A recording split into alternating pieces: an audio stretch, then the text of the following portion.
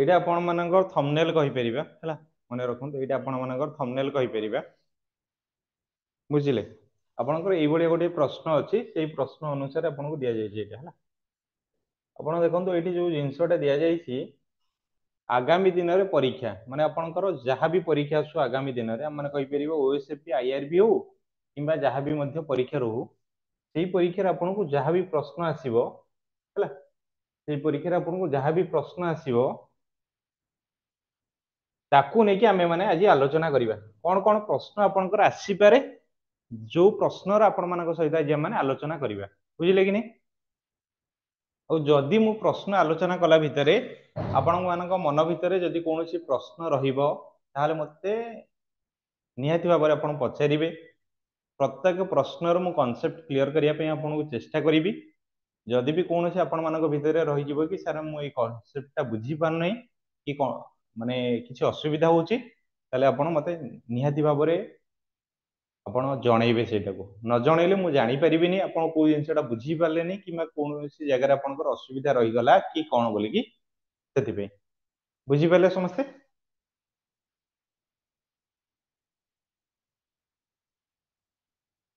Okay प्रथम प्रश्न एई प्रश्नटा आपनकर गोटे एकपदी करणु गोटे प्रश्न आछि बोली हम माने कहि परिबा एटा गोटे कोथिरे आछि बोली प्रश्न कहि परिबा ना एकपदी करणु मने रखंतु एई प्रश्नटा जदि एकपदी करणु आसला कहले जे विधान करे एक पदर प्रकाश कले कोन हबो ईश्वर ना ब्रह्मा ना विधाता ना स्रष्टा बोली कहि परिबा सर ऑप्शन बी ब्रह्मा ईश्वर कहीं हबनी जदि ब्रह्मा होउचंदी तले ईश्वर कहीं हबनी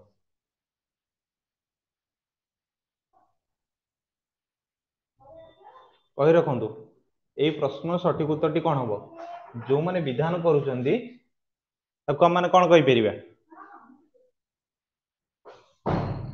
ऑप्शन जे बी सर ईश्वर विधाता नुहे रे हमें ताको विधाता करि परिबा बुझि पालो कि नै जे विधाता विधान करंदी ताको माने कोन कहि परिबा विधाता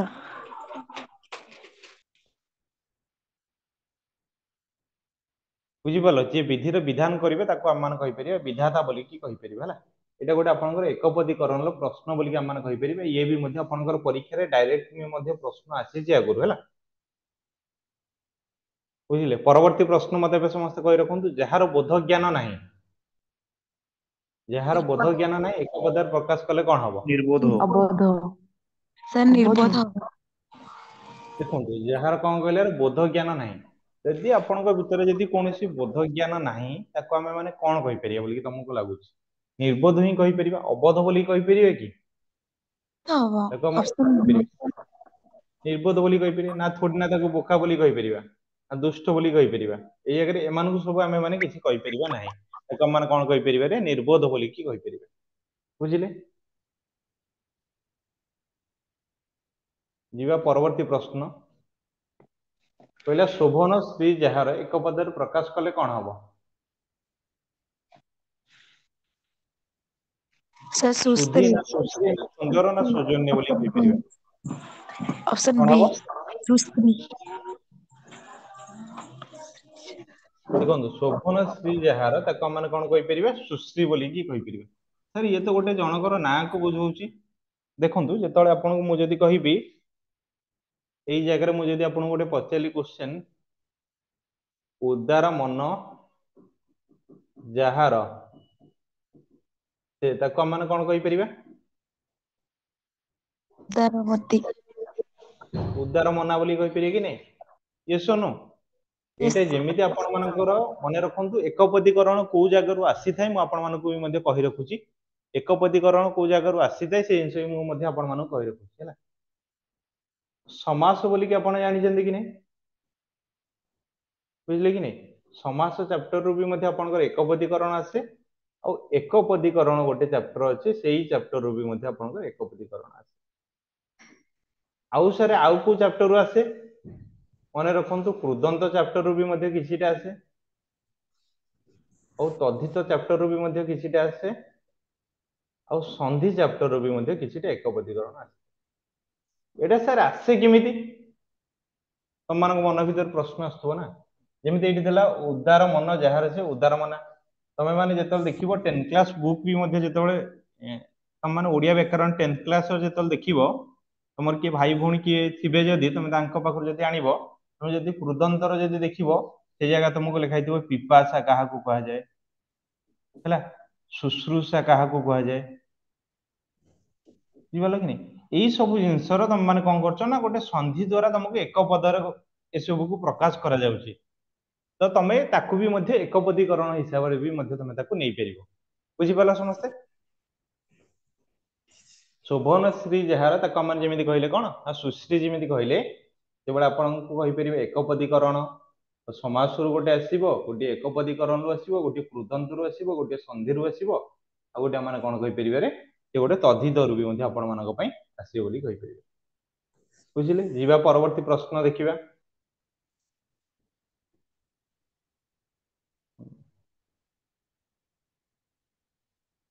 ମତେ ଏବେ ସମସ୍ତେ କହି ରଖନ୍ତୁ ଏଇ ପ୍ରଶ୍ନ ସଠିକ ଉତ୍ତରଟି କଣ ହବ? ଧନୁଷ ଟଙ୍କାର ଏକୁ ଯଦି ଆମେ ଯଦି ସନ୍ଧି ବିଚ୍ଛେଦ କରିବା କଣ ହବ? ସାର୍ ଅପସନ ସି ହବ।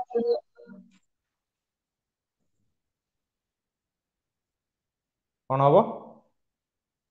Option option C. ଆଉ କିଏ କହିପାରିବେ ଆଉ କଣ ହବ ବୋଲିକି? ଦେଖନ୍ତୁ ଏଇ ଯୋଉ ବିସର୍ଗ ପରେ ଯଦି ଆପଣଙ୍କୁ କଣ ଅଛି ଟ କିମ୍ବା ଠ ଅଛି, ମନେ ରଖନ୍ତୁ ବିସର୍ଗ ପରେ ଯଦି ଆପଣଙ୍କୁ ଟ କିମ୍ବା ଠ ଅଛି, ତାହେଲେ ଏଇ ବିସର୍ଗ ଜାଗାରେ ଆପଣ କଣ ହେଇଯିବ ନା ମୂର୍ଧନ୍ୟସ୍ୱର ଆଗମନ ହେଇଯିବ। କଣ ଆସିଯିବ? ମୂର୍ଧନ୍ୟସ୍ୱର ଆଗମନ ହେଇଯିବ ବୋଲିକି ତାକୁ ଆମେ କହିପାରିବା। ହେଲେ ଏଇଠି ଦେଖନ୍ତୁ ଆପଣ କଣ କହିଛି ଧନୁ ପ୍ଲସ ଟଙ୍କାର ବୋଲି କହିଛି। ସାର୍ ଏଇଟା ହେଲା କେମିତି? ତାହେଲେ ଦେଖ ଏକୁ ଆମେ ଯଦି ଲେଖିବା ଇଏ କଣ ଆସିବ ଆପଣଙ୍କର ଧନୁଷ ପ୍ଲସ ଟଙ୍କାର ଆସିବ କି ନାହିଁ? ୟେସ୍ ଅର୍ ନୋ? ଯଦି ଧନୁଷ ପ୍ଲସ ଟଙ୍କାର ଆସିଲା ତାହେଲେ ସଟ ତମ ମାନେ ଜାଣିଛ କି ନାହିଁ? ଯେତେବେଳେ ତମ ମାନେ ବର୍ଣ୍ଣବୋଧ ବହି ବି ପଢିଛ, ଯେତେବେଳେ ଯୁକ୍ତାକ୍ଷର ପଢିଛ, ତାକୁ ବି ତମେ ଜାଣିଛ ସଟ ପଢିଲେ କଣ ହବ ଅଷ୍ଟ ବୋଲିକି। ତାହେଲେ ଏକ ମାନେ କଣ କହିପାରିବା ଧନୁଷ ଟଙ୍କାର ବୋଲିକି ଏକ ମାନେ କହିଲେ। ଯେମିତି ଏକ ମାନେ କହିଲେ ଧନୁଷ ଟଙ୍କାର ବୋଲିକି ଆପଣ ମାନଙ୍କର କୋଉଥିରେ ଆସିଲା ନା ଗୋଟିଏ ବିସର୍ଗ ସନ୍ଧିରେ ଆସିଲା। କୋଉ ସନ୍ଧିରେ ଆସିଲା ବୋଲି କହିପାରିବା? ଇଏ ବିସର୍ଗ ଗୋଟେ ସନ୍ଧି। ଆପଣ ମାନଙ୍କର ବିସର୍ଗ ସନ୍ଧିରେ ଆସିଲା ବୋଲି କହିପାରିବା। ବୁଝିଲେ କି ନାଇଁ? ତ ସେଇଭଳିଆ ମତେ ସମସ୍ତେ କହି ରଖନ୍ତୁ ଏଇଟା ହବ ସି, ଆକ୍ଚୁଆଲି ଆନ୍ସର ହବ ସି, ହେଲା। ନିଷ୍ଠୁର ଆଉ ନିଷ୍ଠିବନଲ କଣ ହେଇପାରିବ? ନିଷ୍ଠୁର ଆଉ ନିଷ୍ଠିବନଲ ଆମେ ଯଦି ସନ୍ଧି କରିବା କଣ ହେଇପାରିବ? କହି ରଖ ନିହାତି ଭାବରେ। ନେକ୍ସଟ ନିହି ପ୍ଲସ ଠୁର ବୋଲିକି କହିପାରିବେ କି ନାହିଁ? ୟେସ୍ ଅର୍ ନୋ? ନିହି ପ୍ଲସ ଠିବନ ବୋଲିକି କଣ ମାନେ କହିପାରିବେ କି ନାହିଁ? ହବ ନା ଅଲଗା କଣ ହେଇପାରିବ? ହବ ସାର୍। ଦେଖ ନିହି ପ୍ଲସ ଠୁର, ତାହେଲେ ଏଇ ଯୋଉ ବିସର୍ଗ ଜାଗାରେ ତମକୁ ମୂର୍ଧନ୍ୟସ୍ୱର ଆଗମନ ହବ କି ନାଇଁ? ଏଇ ବିସର୍ଗ ଜାଗାରେ ତମକୁ ମୂର୍ଧନ୍ୟସ୍ୱର ଆଗମନ ହବ କି ନାଇଁ? ଆଜ୍ଞା ସାର୍। ଯଦି ଏଇ ଜିନିଷଟା ଆପଣଙ୍କର ସେଇ ଜିନିଷଟା ହଉଛି, ତାହେଲେ କାହା ଭିତରେ ଆଉ କିଛି ପ୍ରଶ୍ନ ରହିଲା କି? ଏକୁ ନେଇକି କିଏ ବୁଝିପାରିଲେ ନାହିଁ କି ଆପଣ ମାନଙ୍କ ଭିତରୁ?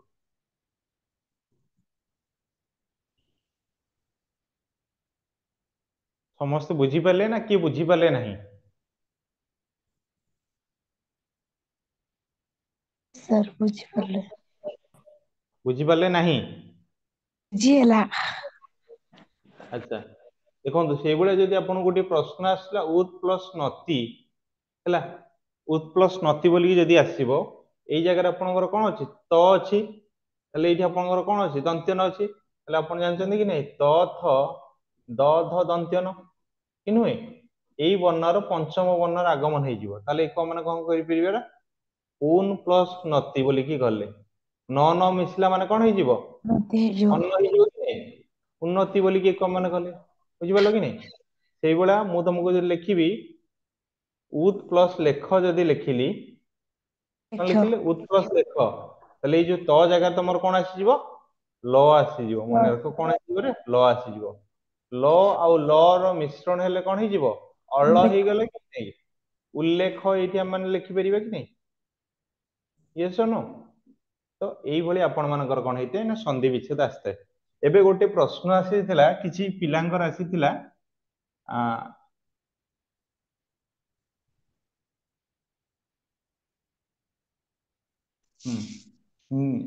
କଣ ଆସିଥିଲା ପୁନର୍ବାର, ହେଲା, ଭୁଲିଗଲି ଜଷ୍ଟ ସେଥିପାଇଁ ତମମାନଙ୍କୁ ମନେ ପକଉଥିଲି। ପୁନର୍ବାର ବୋଲିକି ଗୋଟିଏ ପ୍ରଶ୍ନ ଆସିଥିଲା, ହେଲା। देखो से पुनर्बार को तुम माने केमिति संधि विच्छेद करिवो हला कोन देछि पुनर्बार एठी देछि एठी कोन आसले रेप आसला सर केमिति रेप आसुची बोली कि तुम मानको मन भीतर प्रश्न आसुची कि नै आसुथबो तुम मानको मन भीतर प्रश्न आसुथबो देखो एठी जेतेबेले तुमको विसर्ग परे एठी कोन हला रे विसर्ग परे जदि तुमको गोटिए कोन देछि ना व्यंजन वर्ण देछि कोन देछि रे गोटे व्यंजन वर्ण देछि आ तुमको एई जगह कोन अछि रे नॉर्मली 12 लिखिछि कोन लिखिछि रे 12 लिखिछि माने एमिति जिंस लिखिथिबो जे तमे ता सहित किछि संधि करि पानथबो हला ए विसर्गर कोन हेजिबो ना लोप होइकी तुमको एई जगह जाई कि रेप हेजिबो तले को माने कोन कहि परियो रे पुनर्बार बोली कि कहले कोन कहले रे पुनर्बार बोली कि कहले बुझलो कि नै এইগুলা যদি তোমাকে আসিব পরীক্ষার প্রশ্ন তুমি কেবে হলে ছাড়িকি আসিব না বলি সেপাই মু তোমাকে এই জিনিসগুলো বুঝাইলি তারপরে মতো এবে সমস্তে কই রাখন্তু ষষ্ঠ ষষ্ঠ কু যদি আপন মানে সমস্তে পড়িকি আসছন্তি কি না ষষ্ঠরে এই যে ऑप्शन ষষ্ঠ बी শব্দর সন্ধি বিচ্ছেদ করলে আমি মানে তা কোন করি পারিবা ষষ প্লস ऑप्शन থ बी ষষ প্লস ঠ না ষষ প্লস অষ্ঠ না ষষ্ঠ কোটা হব बी सर हब কোটা হব ऑप्शन बी বি ସମସ୍ତଙ୍କ ମନ ଭିତରେ ଏଇ ଜିନିଷଟି ପ୍ରଶ୍ନ ଆସିବ ମନେ ରଖନ୍ତୁ ସମସ୍ତଙ୍କ ମନ ଭିତରେ ଏଇ ଜିନିଷଟି ଆପଣଙ୍କୁ ପ୍ରଶ୍ନ ଆସିବ କାହିଁକି ନା ମନେ ରଖନ୍ତୁ ମୁଁ ଆପଣଙ୍କୁ ଗୋଟିଏ ସୂତ୍ର କହୁଛି ମୋଦିନେଶ ପରେ ଯଦି ତ କିମ୍ବା ଥ ଥାନ୍ତି ମୋଦିନେଶ ପରେ ଯଦି ଆପଣଙ୍କୁ ତ କିମ୍ବା ଥ ଥାନ୍ତି ତ ଜାଗାରେ ଆପଣଙ୍କୁ ଆସିବ ଟ ଥ ଜାଗାରେ ଆପଣଙ୍କୁ କଣ ଆସିବ ନା ଠ ଆସିବ ଏଇ ଜିନିଷଟା ଧ୍ୟାନର ସହକାରେ ମନେ ରଖିଥିବେ ହେଲା ଯଦି ମୋଦିନେଶ ପରେ ଆପଣଙ୍କୁ ତ କିମ୍ବା ଥ ରହୁଛି ତାହେଲେ ତ ଜାଗାରେ ଆପଣଙ୍କୁ ଆସିବ ଟ ଥ ଜାଗାରେ ଆପଣଙ୍କୁ ଆସିବ ଠ ଯଦି ଥ ଜାଗାରେ ଠ ଆସିଲା ତାହେଲେ ଏକ ମାନେ କହିପାରିବେ କି ନାହିଁ ଷଷ ପ୍ଲସ୍ ଥ ଷଷ୍ଠ ବୋଲିକି ଏଇଭଳିଆ ପ୍ରଶ୍ନ ପରୀକ୍ଷାରେ ଆସେ ବହୁତ ସାରା ପିଲାମାନେ ଏକୁ ନେଇକି ଭୁଲ କରିକି ପଳେଇ ଆସନ୍ତି ପରୀକ୍ଷାରେ ବୁଝିପାରିଲ କି ନାହିଁ ଯେତେବେଳେ ଏକ ମାନେ କହିଲେ କଣ ନା ଷଷ ପ୍ଲସ୍ ଥ ବୋଲିକି କହିଲେ ତାହେଲେ ଥ ଜାଗାରେ ଆମେ ମାନେ କଣ ଲିଖିପାରିବା ମତେ ସମସ୍ତେ କହି ରଖିବେ ମୁଁ ତୁମକୁ କହିଥିଲି ଥ ବୋଲିକି କହିଲି କି ନାହିଁ ଏ ସାର୍ କହିଲେ ଠ ତାହେଲେ ଷଷ ପ୍ଲସ୍ ଠ ବୋଲିକି ତାକୁ ମାନେ କଣ କହିଲେ ଅଷ୍ଟ ବୋଲିକି କହିଲେ ତାହେଲେ ଏକ ମାନେ କହିଲେ ଷଷ୍ଠ ବୋଲିକି ବୁଝିଲ କି ନାହିଁ ତାହେଲେ ଅପସନ ଏ ବୋଲିକି ଏକ ମାନେ ସମସ୍ତେ କହିପାରିଲେ सर ବୁଝିପାରିଲ ନା ऑप्शन କାହା बी ଭିତରେ तो ବି କଣ ପାଇଁ ହବନି ତ बी ଏଇଟା ଯେହେତୁ हबनी ହଁ ଏଇଟା ଯେହେତୁ ସନ୍ଧିରେ ଆସିଛି ଆପଣ ମାନଙ୍କୁ ସନ୍ଧି ଅନୁସାରେ କରିବା ପାଇଁ ପଡିବ ଇଏ ଡାଇରେକ୍ଟ ଦେଇ ଦେଇଛି କି ନାହିଁ ଷଷ୍ଠ ବୁଝିପାରିଲେ କି ନାହିଁ ଆପଣଙ୍କୁ ସନ୍ଧି ଗୋଟେ ଯଦି ନ ହେଇଥାନ୍ତା ତାହେଲେ ଇଏ ଆପଣଙ୍କର ଡାଇରେକ୍ଟ ଆନ୍ସର ହେଇଯାଇଥାନ୍ତା ବୁଝିଲେ କି ନାହିଁ ଯଦି ଆପଣଙ୍କୁ କେବଳ କହିଥାନ୍ତା ଏଇଟା ଗୋଟେ ଯୁକ୍ତାକ୍ଷରରେ ଯଦି କହିଥାନ୍ତା ତାହେଲେ ଏଇଟା ଆପଣଙ୍କର ସଠିକ ହେଇଥାନ୍ତା ବୁଝିଲେ କି ନାହିଁ ଯଦି ଆପଣଙ୍କୁ ସନ୍ଧି ନ ଦେଇକି ଏଇଟା ଗୋଟେ ଯୁକ୍ତାକ୍ଷର ଦେଇଥାନ୍ତା ତାହେଲେ ଏଇଟା ଆପଣଙ୍କୁ ଠିକ ହେଇଥାନ୍ତା ବୁଝିଲେ ଯଦି ମୁଁ ଆପଣଙ୍କୁ ଏବେ ଲେଖିବି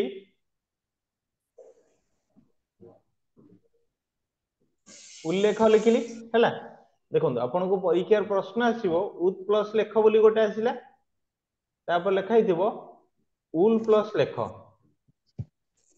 ବୁଝିଲେ କି ନାହିଁ ତ ଆପଣଙ୍କୁ କୋଉଟାର ଆନ୍ସର ଦେବା ପାଇଁ ପଡିବ ଉଲ୍ ପ୍ଲସ୍ ଲେଖରେ ଆପଣ ଯଦି ମାରିକି ଆସିବେ ମୁଁ ଆପଣଙ୍କୁ 100% ଗ୍ୟାରେଣ୍ଟି ଦେବି ଏଇଟା ଆପଣଙ୍କର ଭୁଲ ହବ ଯଦି ଆପଣଙ୍କୁ ଯୁକ୍ତାକ୍ଷରରେ ପଚାରିଥିବ ତାହେଲେ ଏଇଟା ଆପଣଙ୍କର ଠିକ ହବ ବୁଝିଲେ କି ନାହିଁ ଯଦି ଆପଣଙ୍କୁ ଯୁକ୍ତାକ୍ଷର ଅନୁସାରେ ଯଦି ପଚାରିଥିବ ତାହେଲେ ଆପଣଙ୍କର ଏଇଟା ଠିକ ହବ ଯଦି ସନ୍ଧି ଅନୁସାରେ ପଚାରିଛି ତାହେଲେ ଆପଣଙ୍କର ଏଇଟା ଠିକ ହବ ବୁଝିଲେ ନା ଡାଉଟ ରହିଲା ଆହୁରି ମୁଁ କହିଲି ବୁଝିପାରିଲେ ନା ଆହୁରି ଡାଉଟ ରହିଲା सर नॉर्मल तो षष्ठ ହେଲା ବେଳକୁ ମାନେ ଠ ହିଁ ଆସେ ତ ଆପଣ କହୁଛନ୍ତି ଆଚ୍ଛା ଆପଣଙ୍କ ପାଖରେ ଅଛି ଓଡିଆ ସାରସ୍ୱତ ବହି यस सर ଓକେ ଆପଣ କ୍ଲାसेस ସରିଲା ପରେ ନିଜେ ହିଁ ଯାଇକି ଚେକ୍ କରିବେ ମୁଁ ଆପଣଙ୍କୁ କହୁନି ଯେ ମୁଁ ଠିକ କହୁଛି କି ଆପଣ ଠିକ କହୁଛନ୍ତି ଆପଣ ଯାଇକି ସେଇ ଜାଗାରେ ଯେତେବେଳେ ସୂତ୍ର ଦେଖିବେ ପରବର୍ତ୍ତୀ କ୍ଲାସରେ ଆପଣ ମତେ କହିବେ ସାର୍ ଆପଣ ଯୋଉଟା କହୁଥିଲେ ସେଇଟା ଠିକ ଆଉ ସାର୍ ମୁଁ ଯୋଉଟା କହୁଥିଲି ସାର୍ ସେଇଟା ଭୁଲ ବୋଲି ହେଲା କାହିଁକି ନା ଆପଣଙ୍କୁ ଯେତେବେଳେ ଆପଣଙ୍କୁ ମୁଁ କହିଲି କି ନାଇଁ ଓ କ ଆମେ କଣ ଲେଖିଥାନ୍ତି ଓ ସହିତ ଯେତେବେଳେ କ ଲେଖିବା ତାକୁ ଆମେ କଣ କହିଥାନ୍ତି कोको ଅଙ୍କ କହିଥାନ୍ତି ଏଇଟା ଗୋଟେ ଅଙ୍କଟା କଣ ଆମର ଆସୁଛି ଗୋଟେ ଯୁକ୍ତାକ୍ଷର କି ନାଇଁ अगेन ମତେ କୁହନ୍ତୁ ଏଇଟା ଗୋଟେ ଯୁକ୍ତାକ୍ଷର ଯଦି ମୁଁ ଆପଣଙ୍କୁ ଏଇଠି ଲେଖିବି ଦିକ୍ ପ୍ଲସ୍ ଅନ୍ତ ବୋଲିକି ଲେଖିବି କଣ ଲେଖିବି ଦିକ୍ ପ୍ଲସ୍ ଅନ୍ତ ତାହେଲେ ମତେ ଏବେ କୁହନ୍ତୁ କଣ ଆସିବ ଏଇଟା गंत दिगंत କଣ ଆସିବ ଆଜ୍ଞା ଦିଗନ୍ତ ଦିଗନ୍ତ କଣ ପାଇଁ ଆସିବ ଦିଗନ୍ତ? ଦିଗନ୍ତ କାହିଁକି ଆସିବନି ମତେ ଏବେ କୁହନ୍ତୁ? ଏଠି ତ କ ତ ଲେଖା ଯାଇଛି ନା, ଏଠି ଗ କୋଉଠୁ ଆସିଲା? ଏଠି ଗ କୋଉଠୁ ଆସିଲା? ତ ଦିକ୍ ପ୍ଲସ ଅନ୍ତ ଲେଖା ଯାଇଛି, ଏଠି ଦିଗନ୍ତ କାହିଁକି ହବ? ଯଦି ମୁଁ ସେଇ ଜାଗାରେ ଯଦି ଆପଣଙ୍କର ପ୍ରଶ୍ନରେ ଯଦି ଦେଇଥିବ ଦିକ୍ ପ୍ଲସ ଅନ୍ତ ବି ଦେଇଥିବ କି ନାହିଁ ମତେ କୁହନ୍ତୁ? ଯଦି ଦେଇଥିବ ତାହେଲେ ତ ଆପଣ ତ ଦିକ୍ ପ୍ଲସ ଅନ୍ତରେ ମାରିକି ଆସିବେ। ଏଇଟା ହେଲା ଆପଣଙ୍କର ଗୋଟିଏ ଯୁକ୍ତାକ୍ଷର ଅନୁସାରେ। କୋଉ ଅନୁସାରେ ଆପଣଙ୍କୁ କହିଲି? ଗୋଟେ ଯୁକ୍ତାକ୍ଷର ଅନୁସାରେ ଏଇଟା ହେଲା ଆପଣଙ୍କର ପୁରା ସଠିକ। ମୁଁ କହୁନି ଯେ ଏଇଟା ଭୁଲ ଅଛି ବୋଲିକି, ଏଇଟା ଗୋଟେ ଆପଣଙ୍କର ଠିକ ଅଛି ଯୁକ୍ତାକ୍ଷର ଅନୁସାରେ ଠିକ। ସାର୍, ମୁଁ ବୁଝିଲେ ବୁକ୍ କି ନାଇଁ? ଚେକ୍ କଲି, ଠିକ ଅଛି। ଏଇଟା ହେଲା ଆପଣଙ୍କର ଗୋଟିଏ ସନ୍ଧି ଅନୁସାରେ ଠିକ। ବୁଝିଲେ କି ନାଇଁ? ବୁଝିପାରିଲେ ତ ଏବେ, ନା ଆଉ କିଛି ଡାଉଟ ରହିଲା? ସାର୍, ଯଦି ବୁକ୍ କହିବେ ରେ ଆଉ ଅଛି। ଅଛି ତ? Thank you. ସସ୍ ପ୍ଲସ୍ ଥ ଅଛି ତ? ଓକେ, ମତେ ଏବେ ସମସ୍ତେ କୁହନ୍ତୁ ଯଦି ଆପଣ ସେଇଟା ବୁଝିପାରିଲେ। ଏବେ କୁହନ୍ତୁ ଓଷ୍ଠର କଣ ହବ, ପିଷ୍ଟର କଣ ହବ, ପୃଷ୍ଠର କଣ ହବ? ସନ୍ଧି ବିଚ୍ଛେଦ କରିକି କହିଲେ କଣ କଣ ଆସିପାରିବ? ଓସ୍ ପ୍ଲସ୍ ଥ। ରୋସ୍ ପ୍ଲସ୍ ଥ। ଆଉ ସେମିତି ମୁଁ ଥ କହିଲି, ରୋଜ୍ ପ୍ଲସ୍ ଥ, ଥ ଥ ହିଁ ହବ ସାରେ। ଓସ୍ ଓସ୍ ପ୍ଲସ୍ ପ୍ଲସ୍ ଥ ଥ। ଥ। ହେଲା, ତାପରେ ଆଜ୍ଞା। କଣ ହବ? ପ୍ରୁ ପ୍ଲସ୍ ଥ। ଇସ୍ ପ୍ଲସ୍ ତ ଆସିବ ହେଲା, ମନେ ରଖନ୍ତୁ। ତ ରୁଷ୍ ପ୍ଲସ୍ ହବ ଟ। ନାଇଁ ଥ ହବ ତ ସାରେ, ହବ। ପୁସ୍ ପ୍ଲସ୍ ଥ। ନାଇଁ ତ ହବ, ପୃଷ୍ଠ ସେ ଟ ଯିବ। ସାର୍, ଶୁଣନ୍ତୁ ତ ମୁଁ ଥ ଆପଣଙ୍କୁ ଥ। କହିଲି କଣ ବୁଝେଇଲି। ମୂର୍ଧନ୍ୟ ପରେ ଯଦି ତ କିମ୍ବା ଥ ଥିବ, ତ ଜାଗାରେ ଆପଣଙ୍କୁ ତ ଆସିବ, ଥ ଜାଗାରେ ଆପଣଙ୍କୁ କଣ ଆସିବ ବୋଲି କହିଲି? ଥ ଆସିବ ବୋଲି କହିଲି କି ନାଇଁ? ଏଇ କିଛି ସମୟ ପୂର୍ବରୁ ମୁଁ ଆପଣଙ୍କୁ ଏଇ ଦିଟା ସାରା ଜିନିଷ ବୁଝେଇଲି କି ନାଇଁ? ବୁଝେଇଲି, ଫିର ବି ଆପଣଙ୍କର ମନେ ନାହିଁ। ଓକେ ଠିକ ଅଛି, ଫିର ବି ଆପଣ ଯଦି ବୁକ୍ ବି ଖୋଲିଛନ୍ତି ନିଜେ ବି ଚେକ୍ କରନ୍ତୁ। ଓସ୍ ପ୍ଲସ୍ ଥ ଆପଣଙ୍କୁ ଲେଖାଯାଇଥିବ ଓଷ୍ଠ, ଦେଖନ୍ତୁ ହେଲା। ପିସ୍ ପ୍ଲସ୍ ତ ଆପଣଙ୍କୁ ଲେଖାଯାଇଥିବ ପିଷ୍ଟ। ଆଉ ରୁଷ୍ ପ୍ଲସ୍ ତ ଆପଣଙ୍କୁ ରୁଷ୍ ଲେଖାଯାଇଥିବ ପ୍ଲସ୍ ରୁଷ୍ଟ। ଟ। ଲେଖାଯାଇଛି ନା ଲେଖାଯାଇନି? ସାର୍ ରୁଷ୍ ପ୍ଲସ୍ ଟ। ଲେଖାଯାଇଛି? ସେ ଥ ୟେସ୍ ଥିଲେ ଠ ଆସେ, ତ ଥିଲେ ଟ ଆସେ। ତ ଥିଲେ ଟ ଆସିବ ହେଲା, ମନେ ରଖ। ଥ ଥିଲେ ଠ ଆସିବ, ବୁଝିଲ? ଆଜ୍ଞା।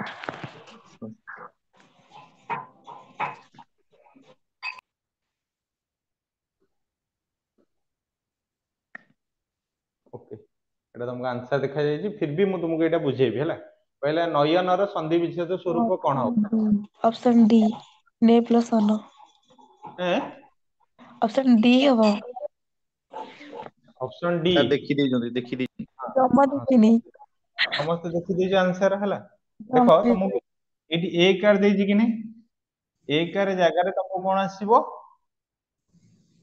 ନା ଅୟ ଆସିବ, ମନେ ରଖ କଣ ଆସିବ ରେ? ଅୟ ଆସିବ। ଯଦି ଏ କାର ଜାଗାରେ ଅୟ ଆସିଲା ତାହେଲେ ମାନେ କଣ ଲେଖିପାରିବା? ନୟ ଲେଖିପାରିବା କି ନାଇଁ ମତେ କୁହ? ଅୟ ପ୍ଲସ୍ ଅନ ଲେଖିପାରିବା କି ନାଇଁ? ତାହେଲେ ମାନେ କଣ ଲେଖିଲେ? ନୟନ। କଣ ଲେଖିଲେ? ନୟନ। ଆଚ୍ଛା। ସେଇଭଳିଆ ତମର ପରୀକ୍ଷାରେ ବହୁତ ସାରା ମୋ ନାଁକୁ ବି ନେଇକି ବି ମଧ୍ୟ ଏକ୍ଜାମରେ ବି ବହୁତ ସାରା କୋଶ୍ଚିନ୍ ଆସିବେ। ପିଲାମାନେ ମତେ ବି ମଧ୍ୟ ପଚାରନ୍ତି। ସାର୍ ଆପଣଙ୍କ ନାଁରେ ବି ମଧ୍ୟ ଏକ୍ଜାମରେ ପରୀକ୍ଷାରେ ପ୍ରଶ୍ନ ଆସୁଛି, ପବିତ୍ର ଆସୁଛି। ତାହେଲେ ସାର୍ ଏକୁ ଆମେ ସନ୍ଧି ବିଚ୍ଛେଦ କରିବୁ କେମିତି? ତମର ପରୀକ୍ଷାରେ ଇଏ ଆସିବ କଣ ନା ପୋ ପ୍ଲସ୍ ଇତ୍ର ବୋଲିକି ଆସିବ। ସାର୍ ଏଇଟା କେମିତି ସମ୍ଭବପର ହଉଛି? ଏଇ ଯୋଉ ଓ କାର ଜାଗାରେ ଏଇ ଓ କାର ଟା ଏମିତି କି ନାହିଁ? ଓ କାର ଜାଗାରେ ତମକୁ କଣ ଆସିବ ରେ? ଗୋଟିଏ ଅବର ଆଗମନ ହବ। କଣ ଆସିବ? ଅବର ଆଗମନ ହବ। ଯଦି ଓ କାର ବଦଳରେ ଅବ ଆସିଲା ତାହେଲେ ମାନେ କଣ ଲେଖିପାରିବା ଏଇ ଜାଗାରେ? ପବ ଲେଖିପାରିବା କି ନାଇଁ? ୟେସ୍ ଅର୍ ନୋ? ତାହେଲେ ଏକୁ ଆମେ ମାନେ ନର୍ମାଲ ଲେଖିପାରିଲେ କି ନାଇଁ ପବିତ୍ର? ଆରେ ହଁ କି ନା ମତେ ଆଟଲିଷ୍ଟ ତ କୁହ? ଆଜ୍ଞା ସାର୍। ମାନେ ତମେ ଆଜି ମୋ ଭଏସ ରୁ ବି ମଧ୍ୟ ଜାଣିପାରୁଥିବ ମୋର ଟିକେ ଦାନ୍ତ ଟିକେ ପ୍ରୋବ୍ଲେମ ହେଇଯାଇଛି ହେଲା। ମାନେ କୁହନ୍ତିନି କି ଯୋଉ 32 ନମ୍ବର ଦାନ୍ତ ଯୋଉ ଉଠେ ମୋର ଟିକେ ପେନ୍ ହଉଛି ଅଧିକ ମାତ୍ରାରେ। ମୁଁ ଟିକେ ଭଲସେ ତମମାନଙ୍କୁ ବି ଆହୁରି ବି କହିପାରୁନି, ନହେଲେ ଆଉ ଟିକେ ମଧ୍ୟ ଚିଲେଇକି ବି ମଧ୍ୟ ତମମାନଙ୍କ ସହିତ ବି କଥା ହେଇଥାନ୍ତି ହେଲା। ମାନେ ଅଧିକ ଲାଉଡ ରେ, ବୁଝିପାରିଲ କି ନାଇଁ? ତ ସେଥିପାଇଁ ତମମାନଙ୍କୁ କହୁଛି ଯୋଉଟା ତମ ମାନେ ବୁଝିପାରୁନ ମତେ କହିବ, ବୁଝିପାରିଲ କି ନାଇଁ? ତ ସେଇଭଳିଆ ନେ ପ୍ଲସ୍ ଅନ ଯେମିତି ଆମେ ମାନେ କହିଲେ ନୟନ, ସେଇଭଳିଆ ମତେ କୁହ ବୟନ, ଶୟନ ଆଉ ଚୟନ ମତେ କୁହ କଣ ହବ? ଶହେରୁ ସି ପ୍ଲସ୍ ଅନ ଚୟନ। ଏଇଟା ସବୁ ତମମାନଙ୍କ ପାଇଁ ଟାଇପ ମାନେ କହିପାରିବେ କି ନାଇଁ ବେ ପ୍ଲସ୍ ଅନ ବୟନ? ଆଜ୍ଞା ସି ପ୍ଲସ୍ ଅନ। ସି ନା ସେ? ସେ ସେ ପ୍ଲସ୍ ଅନ ଯୁକ୍ତକ ସେ ପ୍ଲସ୍ ଅନ। କଣ ସେ ହବ? ଯୁକ୍ତକ ଅନ ନା ସି ସୋ ସି ପ୍ଲସ୍ ଅନ ହବ ଶୟନ ହେଲା। ତାପରେ କଣ ହବ? ତାପରେ ଚୟନ ସେ ପ୍ଲସ୍ ଅନ। ସେ କହିଲେ ଯୁକ୍ତକ ଅନ। ସେ ପ୍ଲସ୍ ଅନ ହବ ଶୟନ ହେଲା, ମନେ ରଖ। ଯେ ପ୍ଲସ୍ ଅନ ଚୟନ, ସେ ପ୍ଲସ୍ ଅନ ଶୟନ, ବେ ପ୍ଲସ୍ ଅନ କଣ ହେଲା? ବୟନ ହେଲା। ବୟନ। ବୁଝିଲ କି ନାଇଁ? ତ ଏଇଭଳିଆ ତମର ପରୀକ୍ଷାରେ ପ୍ରଶ୍ନ ଆସିବ। ତମେ ଯଦି ପରୀକ୍ଷାରେ ଛାଡି ଦେଇକି ଆସିଲ, ମତେ ଆଉ କିଛି କହିବନି, ମୁଁ ଆଉ କଣ କହିପାରିବି ତମମାନଙ୍କୁ? ଆରେ ତମମାନଙ୍କୁ ଆନ୍ସର ପଳେଇ ଆସୁଛି। ଉତ୍ସାହ ଶବ୍ଦର ବିପରୀତାର୍ଥ ବୋଧକ ଶବ୍ଦ ଲେଖ। ସି ନିରୁତ୍ସାହ। ଦେଖିଦେଇଛ ଆନ୍ସର, ସେଥିପାଇଁ କହିଦଉଛି। ମାନେ ତମେ ଦେଖ, ତମେ ଉତ୍ସାହ କେତେବେଳେ ଆସିବ ତମ ମାନଙ୍କ ମନ ଭିତରେ? ଯଦି ତମ ମାନଙ୍କର ଭାଇଙ୍କର ଗୋଟେ ମ୍ୟାରେଜ ହେଲା କି ନାଇଁ, ଭାଇଙ୍କ ମ୍ୟାରେଜ ହଉ କିମ୍ବା ତମ ଦିଦିଙ୍କର ମ୍ୟାରେଜ ହଉ କିମ୍ବା ତମର କାହାର ରିଲେଟିଭ ର ଗୋଟେ ମ୍ୟାରେଜ ହଉ, ତମ ମାନେ ସେଇଠି କଣ କରିବ? ଉତ୍ସାହିତ ଖୁସି। ନାଚିବ କି ନାଇଁ? ଯାହେଲେ ନିହାତି ଭାବରେ ନାଚିବ ଟିକେ। ଯଦି ନାଚିଲ, ନୂଆ ଡ୍ରେସ୍ ତ କରିବ ଯାହେଲେ। କଣ କରିବ ରେ? ନ୍ୟୁ ଡ୍ରେସ୍ କରିବ। ନ୍ୟୁ ଡ୍ରେସ୍ କଲା ମାନେ ମନ ଭିତରେ କଣ ହବ? ଉତ୍ସାହ ଜାଗ୍ରତ ହେଇଯିବ। ଯେତେବେଳେ ଉତ୍ସାହ ଜାଗ୍ରତ ହେଇଯିବ, ସେଇ ସମୟରେ ତମର ବୁଢୀ କିମ୍ବା କିଏ ଗୋଟେ ଟପକି ଯିବ। ନିରୁତ୍ସାହ କଣ ହେଇଯିବ। ହେଇଗଲା? ତାପରେ ତମ ମାନେ କଣ ହେଇଯିବ? ନିରୁତ୍ସାହ ହେଇଯିବ। ତମମାନଙ୍କର ଯାହା ଉତ୍ସାହ ଟା ଥିବ, ସେଇ ଜାଗାରେ ତମ ମାନଙ୍କର ଉତ୍ସାହ ଟା କମିଯିବ। ପରବର୍ତ୍ତୀ ପ୍ରଶ୍ନ ମତେ ଏବେ କୁହ, ଏଥିରେ କଣ ଶୁଦ୍ଧ ଶବ୍ଦଟି କଣ ହେଇପାରିବ? ଅଧିକାଂଶ ଲୋକମାନଙ୍କର ଘର ନାହିଁ, ନା ବହୁତ ଦୋକାନ ମାନେ ସବୁ ଏଠାରେ ଅଛି, ନା ଅନେକ ଲୋକ ଏଠାରେ ଅଛନ୍ତି, ନା ଛାତ୍ର ଗଣ ମାନେ ଏକାଠି ହୋଇଛନ୍ତି?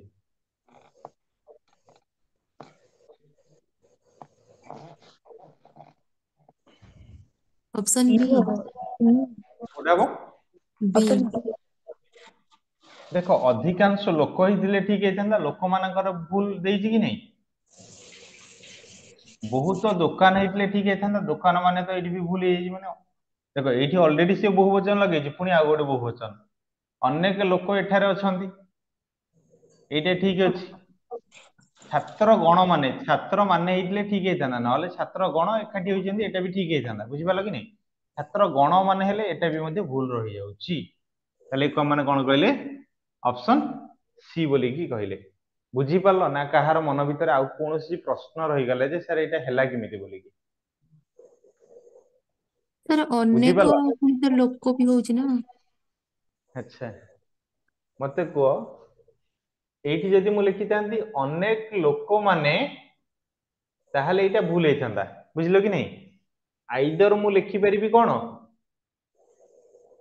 ଲୋକମାନେ, ନହେଲେ ଲେଖିପାରିବି କଣ? ଅନେକ ଲୋକ ଲେଖିପାରିବି। ବୁଝିପାରିଲ କି ନାଇଁ? ଧର ତମକୁ ପରୀକ୍ଷାର ଗୋଟେ ପ୍ରଶ୍ନ ଆସିବ, ସବୁ ଛାତ୍ର ମାନେ ପଡିଆରେ ଖେଳୁଛନ୍ତି। କଣ କରୁଛନ୍ତି? ପଡିଆରେ ଖେଳୁଛନ୍ତି ହେଲା। ଯଦି ତମକୁ କେବଳ ଆସିବ କଣରେ? ଛାତ୍ର ମାନେ ପଡିଆରେ ଖେଳୁଛନ୍ତି। ଆଉ ଯଦି ତମକୁ ପରୀକ୍ଷାର ପ୍ରଶ୍ନ ଆସିଲା, ସବୁ ଛାତ୍ର ପଡିଆରେ ଖେଳୁଛନ୍ତି, ମତେ କୁହ କଣ ହବ?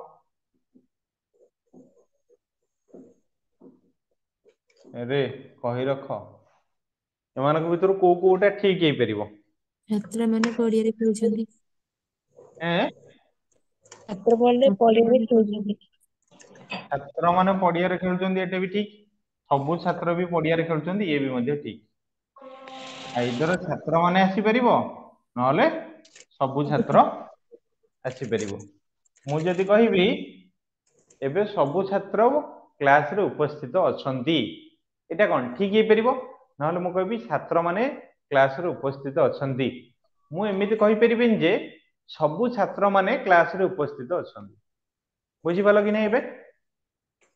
ଆଜ୍ଞା ଆଜ୍ଞା ସାର୍। ହଁ, ତମକୁ ଯଦି ମୁଁ ନର୍ମାଲି କହୁଛି ନାକଟା ହେଲା ଏଇଟା, ତମମାନେ ବୁଝିପାରୁନ।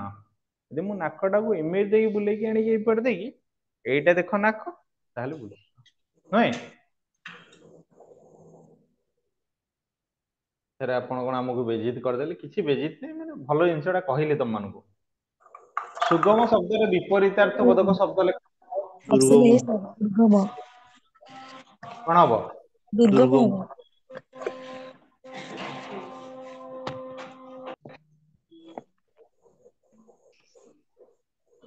ପରବର୍ତ୍ତୀ ପ୍ରଶ୍ନ କଲେ ସ୍ଥାବର। ଅସ୍ଥାବର ଅପସନ ବି ସାର୍, ଅସ୍ଥାବର।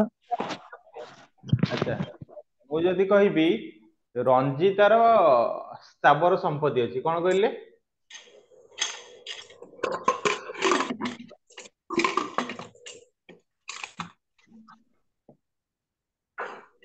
ତାହେଲେ ଯଦି କହିବି ସୋନାଲର ଅସ୍ଥାବର ସମ୍ପତ୍ତି ଅଛି,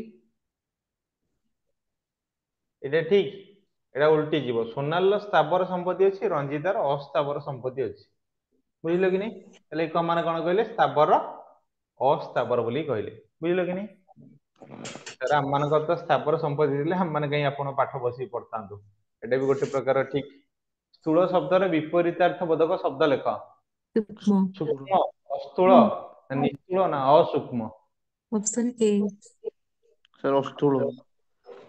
ମନେ ଅଛି କି ନାଇଁ? ସ୍ଥୂଳ କୋଣ, ତ ସୂକ୍ଷ୍ମ ସୂକ୍ଷ୍ମ ହିଁ ହବ ସୂକ୍ଷ୍ମ ସାର୍, କୋଣ ସୂକ୍ଷ୍ମ। ଅପସନ ଏ ହବ। ସୂକ୍ଷ୍ମ କୋଣ ଛୋଟବେଳେ ପଢିଥିବ ନା ପଢିନ? ପଢିଛୁ। ଆଚ୍ଛା, ସ୍ଥୂଳ କୋଣ କେତେ ଡିଗ୍ରୀରୁ କେତେ ଡିଗ୍ରୀ ମତେ କହିଲ? ସୂକ୍ଷ୍ମ କୋଣ କେତେ ଡିଗ୍ରୀରୁ କେତେ ଡିଗ୍ରୀ? ତାର ସୂକ୍ଷ୍ମ କୋଣ 90 ଡିଗ୍ରୀ ରୁ କମ, ସ୍ଥୂଳ କୋଣ ଟା 180 ଡିଗ୍ରୀରୁ 90 ଡିଗ୍ରୀ ଅଧିକ, 180 ଡିଗ୍ରୀ କମ। ମଝିରେ କିଏ ରହିଗଲେ? ସମକୋଣ। 90 ଡିଗ୍ରୀ। ତାହେଲେ ପାଠ ଜାଣିଛ ନୁହଁ କି? ମୁଁ ଟିକେ ଭୁଲ ଭାଲ କହିଦଉଛି। ସ୍ଥୂଳରେ କଣ ଆସିଲା? ସୂକ୍ଷ୍ମ କୋଣ ବୋଲିକି ମାନେ କହିଲେ ଅପସନ ଏ ବୋଲି କହିଲେ। ବୁଝିଲ? ପରବର୍ତ୍ତୀ ପ୍ରଶ୍ନ ଯିବା ଦେଖିବା। କହିଲା ପଛେ ପଛେ ଗମନ। ତମ ପଛେ ପଛେ ଜଣେ ଅପସନ ଆସୁଛନ୍ତି, ବି, ତାକୁ ତମେ କଣ ଅନୁଗମନ କହିପାରିବ? ଅନୁଗମନ। ଅପସନ ବି ହବ। ଆଚ୍ଛା, ତମ ପଛେ ପଛେ ଯିଏ ଗମନ କରୁଛନ୍ତି ତମେ ତାଙ୍କୁ କହିପାରିବ ଅନୁଗମନ ନା? ଆଚ୍ଛା, ଠିକ ଅଛି, ବହୁତ ବଢିଆ କଥା। ସେ ତାହେଲେ ତମ ପଛରେ ଆଉ ଯିବେନି। ପରବର୍ତ୍ତୀ ପ୍ରଶ୍ନ କହିଲା ଦେଖିବାକୁ ଇଚ୍ଛୁକ। ଦିଦୃକ୍ଷ। ଅପସନ ଏ। ମାନେ ଇଏ ହେଲେ ତମକୁ ଦେଖିବା ପାଇଁ ସେ ଇଚ୍ଛୁକ ଅଛନ୍ତି, ତାଙ୍କୁ ଆମେ ମାନେ କଣ କହିପାରିବା? ଦିଦୃକ୍ଷ। ବୁଝିପାରିଲ କି ନାଇଁ? ଏଇ ୱାର୍ଡ ଟାକୁ ତମେ ମାନେ ବହୁତ ଜାଗାରେ ତମେ ମାନେ ୟୁଜ କରିପାରିବ। ତମେ କହିପାରିବ ଆରେ ତୁ ଦିଦୃକ୍ଷୁ କି? ସେ କହିବ କଣ? ତୁ ମତେ ଦେଖିବାକୁ ଇଚ୍ଛୁକ କି? ଯଦି ଇଚ୍ଛୁକ ତାହେଲେ ପଳେଇ ଆସିବୁ ଜାଗାକୁ, ତାହେଲେ ତୁ ମତେ ଦେଖା କରିଦେଇ ପଳେଇବୁ। ବୁଝିଲ କି ନାଇଁ? ଆପଣ କଣ ଏମିତି କହୁଛନ୍ତି? ବୁଝିଲ କି ନାଇଁ? ଦେଖ, ଆଉ ଯୋଉମାନେ ରହିଲେ ସେମାନଙ୍କର କଣ? ଜାଣିବାର ଇଚ୍ଛା ଯେତେବେଳେ ତମର ଥିବ ତାକୁ କଣ କହିପାରିବା? ଜିଜ୍ଞାସା। ତମେ ଯେତେବେଳେ ଖାଇବାର ଇଚ୍ଛା ମାନେ ଭୋଜନ କରିବାର ଇଚ୍ଛା କହିଲେ ବୁଭୁକ୍ଷା। ମିଳିମିଶି ରହିବାର ଇଚ୍ଛା କହିଲେ ମୀମାଂସା। ମନେ ନାହିଁ କି ତମମାନଙ୍କର ହଷ୍ଟେଲରେ ଯେତେବେଳେ ତମମାନେ ରହୁଥିବ, ଦେଖିବ ଗୋଟେ ଛୋଟ ଗ୍ୟାସ ପାଇଁ ତମମାନେ କଣ କରୁଥିବ ନା ନିଜ ନିଜ ଭିତରେ ମାଡଗୋଳ କର କିରେ ନାହିଁ କରୁଥିବ, କିନ୍ତୁ ସେଇଟା ବାହାରେ ସେୟାର କରିବନି। ଯେତେବେଳେ ତମେ ନିଜ ନିଜ ଭିତରେ ତମମାନେ ମାଡଗୋଳ କରୁଛ, ତାକୁ ତମେ କହିବ କି ଏଇଠି ମୀମାଂସା? ଯେତେବେଳେ ତମମାନେ ମିଳିମିଶି ରହିବ ସେଇ ଜାଗାରେ, ତମକୁ କଣ କହିପାରିବ? ମୀମାଂସା ବୋଲି କହିପାରିବ। ଆଚ୍ଛା, ଓ ନୋ, ଛାଡ, ଇଏ ପ୍ରଶ୍ନର ଉତ୍ତର ଲିକେଜ। ଯାହା ଅତି ଦୀର୍ଘ ନୁହେଁ ଏକ ପଦରେ ପ୍ରକାଶ କଲେ କଣ ହବ? ସୁଦୀର୍ଘ। ସେ ଟିକେ ଜାଣିକି ଆକ୍ଚୁଆଲି ଉତ୍ତରଟା ଦେଲା ସୁଦୀର୍ଘ। ସୁଦୀର୍ଘ ବୋଲି ଅନତି ଦୀର୍ଘ ଉତ୍ତର ଦେଖି ସାରିଛି ହେଲା। ଆରେ ମୁଁ ଯଦି ଅପସନ ସି କହିଦେବି, ସାର୍ କହିବେ ତମେ ଉତ୍ତର ଦେଖିଦେଇଛ ନୁହେଁ? ହେଲା, ଯାହା ଅତି ଦୀର୍ଘ ନୁହେଁ ତାକୁ ମାନେ କଣ କହିଲେ? ଅନତି ଦୀର୍ଘ ବୋଲି କହିଲେ। ଯୋଉଟା ଅତି ଦୀର୍ଘ ସେଇଟା ହବ ସୁଦୀର୍ଘ, ମାନେ ବଢିଥିବ, ବ୍ୟାପିଥିବ। ବୁଝିଲ କି ନାଇଁ? ଏଇଟା ଧର ଭାବ ରବି ଟକିଜ ଛକ ହେଲା, ରବି ଟକିଜ ଛକରୁ ସେ ଏମିତି ଚାଲିଛି, ତାର କଣ କଳ ନାହିଁ, ସେ ଏମିତି ଚାଲି ଚାଲି ଚାଲି ଚାଲି ଚାଲି ଚାଲି ପୁରୀ ଯାଉଛି ହେଲା। କୋଉଠି ଯାଉଛି ଏମିତି ରାସ୍ତା ଅଙ୍କା ବଙ୍କା ଅଙ୍କା ବଙ୍କା। ଗୋଟେ ଗୀତ ଶୁଣୁନ, ଅଙ୍କା ବଙ୍କା ନଈ, ବୁଝିପାରିଲ କି ମାଷ୍ଟର ମୁଁ ଗୀତ ଗାଇ ଦଉଛି ଭାବୁଥିବ। ଆଚ୍ଛା ମତେ ଏବେ କୁହ ଏଇ ପ୍ରଶ୍ନର ସଠିକ ଉତ୍ତରଟି କଣ ହବ? ଦୁଶ୍ଚିନ୍ତା ଶବ୍ଦର ଠିକ ସନ୍ଧି ବିଚ୍ଛେଦ ଅଟେ କଣ? ଅପସନ ଏ ହବ ଦୁସ୍ ପ୍ଲସ୍ ଚିନ୍ତା। ଆଚ୍ଛା ଦୁସ୍ ପ୍ଲସ ଚିନ୍ତା ନା, ଦୁଶ୍ଚିନ୍ତା। ଆଉ କିଏ କହିପାରିବ କଣ ହବ? ଅପସନ ବି। ଏଇଟା ହେଲା ସନ୍ଧି, ବୁଝିଲ କି ନାଇଁ, ମୁଁ ତମକୁ କହିଛି ଆଗରୁ ଏଇଟା ହେଲା ସନ୍ଧି, ବୁଝିଲ। ସନ୍ଧିକୁ ତମେ କାହିଁକି ଯୁକ୍ତାକ୍ଷର ଭଳି ଆନ୍ସର ଦଉଛ? ଏଇଟା ହେଲା ଯୁକ୍ତାକ୍ଷର ଆନ୍ସର। କଣ ଆନ୍ସର? ଯୁକ୍ତାକ୍ଷର ବାଲା ଆନ୍ସର ହେଲା। ଦେଖ ମନେ ରଖ, ତମକୁ କହୁଛି ଯେତେବେଳେ ବିସର୍ଗ ପରେ ତମକୁ ଚ କିମ୍ବା ଛ ର ଆଗମନ ଥିବ, ଏଇ ବିସର୍ଗ ଜାଗାରେ ତମକୁ କଣ ଆସିବ ନା ସ ର ଆସିଗଲେ, ସ ଛ ମିଶିଲେ କଣ ହେଲା ଅଶ୍ଚ କି ନାଇଁ, ସ ଛ ମିଶିଲେ କଣ ହବ ଅଶ୍ଚ। ତାହେଲେ ଏକ ମାନେ କଣ କହିପାରିବାରେ ଦୁସ୍ ପ୍ଲସ ଚିନ୍ତା ବୋଲିକି କହିଲେ କି ନାଇଁ? ଆରେ ଏକା କଥା ନୁହେଁ, ଏକା କଥା ନୁହେଁ ରେ ପିଲାମାନେ। ଦେଖ ଏକ ମାନେ କଣ କହିପାରିବା?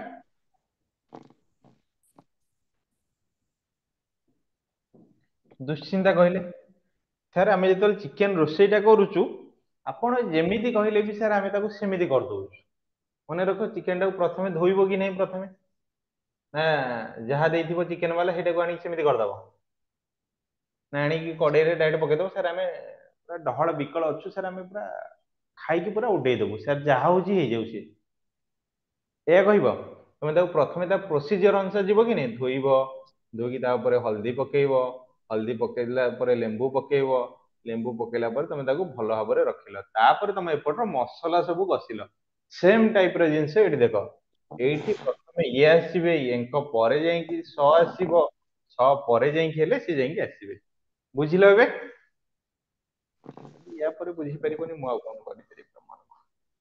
ତାହେଲେ ମତେ ଏବେ ସମସ୍ତେ କୁହ ଦୁଶ୍ଚରିତ୍ରାର ସନ୍ଧି ବିଚ୍ଛେଦ କଣ ହବ?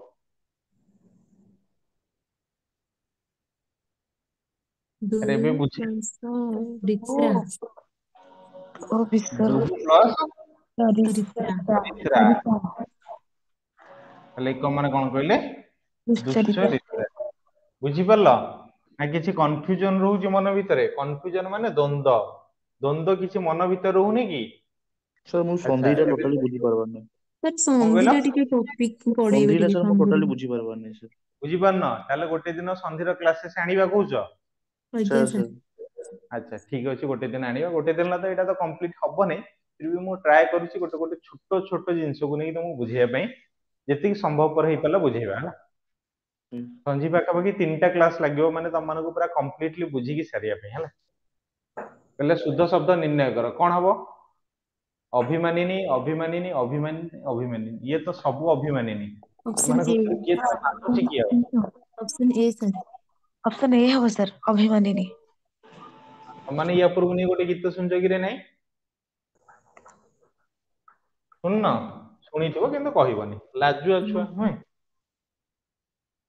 ଆଚ୍ଛା ମତେ ଏବେ କୁହ, ଏମାନଙ୍କ ଭିତରୁ ଶୁଦ୍ଧ ଶବ୍ଦ ଟିକେ ହବ ପରାଧୀନ। Option C. C sir. ଆରେ ଏତେ ଇଜି କ୍ୱେଶ୍ଚନ, ଇଜି ଭିତରେ ବି ମଧ୍ୟ ଟ୍ରିକି ଅଛି, ବୁଝିଲ କି ନାଇଁ?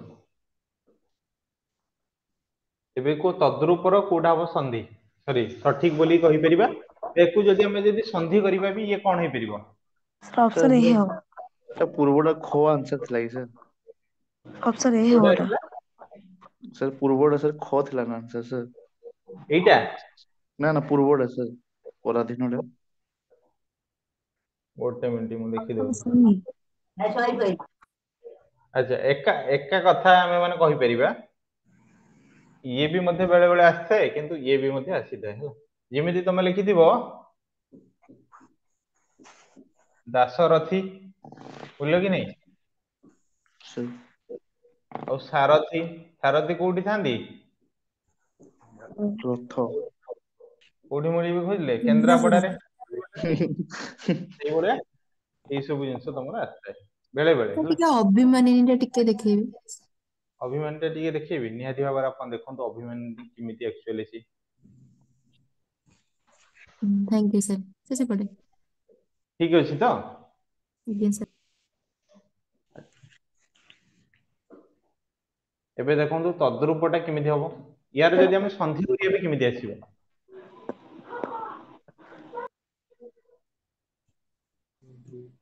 ଏ କଣ ସମସ୍ତେ ନିଃଶବ୍ଦ, ତ କାହାରିଙ୍କ ପାଟିରୁ କିଛି ବାହାରୁନି।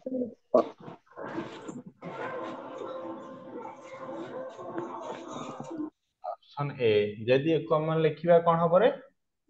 ତତ୍ ପ୍ଲସ୍ ରୂପ ହେଲା, ଏଇ ଯୋଉ ତ ଜାଗାରେ ତମର କଣ ଆସିବ ରେ? ଦ ର ଆଗମନ ହବ। ଧ ଦନ୍ତ୍ୟ ନ, ଏଇ ବର୍ଣ୍ଣରେ ତମର ତୃତୀୟ ବର୍ଣ୍ଣର ଆଗମନ ହବ। ଲେଖକ ମାନେ କଣ କହିଲେ? ତଦ୍ ପ୍ଲସ ରୂପ, ତାକୁ ମାନେ କହିଲେ କଣ କହିଲେ? ତଦ୍ରୂପ। ପରବର୍ତ୍ତୀ ପ୍ରଶ୍ନ ଦେଖ, କହିଲା ଆନୁଷଙ୍ଗିକ। ସାର୍ 18ଟା ଟିକେ ଆଉଥରେ। କୋଉଟା? 18ଟା। ଦେଖନ୍ତୁ ଏବେ, ଦେଖିଲେ ନା ବ୍ଲୋର ହେଇଯାଉଛି? ସାର୍ ବ୍ଲର ହିଁ ହେଇଯାଇଛି, ହେଇଗଲା ଏବେ। ଦେଖିଲେ ଏବେ, ମୁଁ ସେଥିପାଇଁ ଏଇ ସାଇଡ କୁ ଟିକେ ଆସି ଯାଉଛି, ଆପଣଙ୍କ କାଳେ ଦେଖାଯିବ କରିବ।